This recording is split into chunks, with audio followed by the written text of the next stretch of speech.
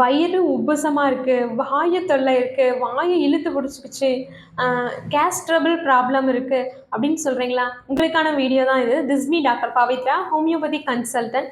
ஹோமியோபதியில வந்துட்டு இந்த வாயு தொல்லைக்கு, ஃப்ளாட்டுலன்ஸுக்கு என்ன மருந்து இருக்கு அப்படின்றத பார்க்கலாம்.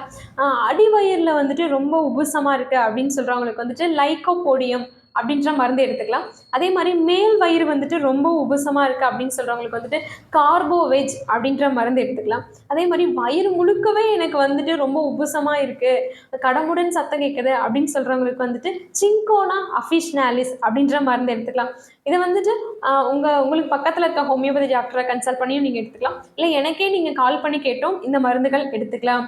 இதை எடுத்துக்கும் போது உங்களோட வாயு பிரச்சனை வந்துட்டு தீரும், உங்கள் உடல் ஆரோக்கியமாக இருக்கும். இந்த மாதிரி இன்ட்ரெஸ்டிங்கான ஹெல்த் டிப்ஸ்க்கு என்னை ஃபாலோ பண்ணிடுங்க.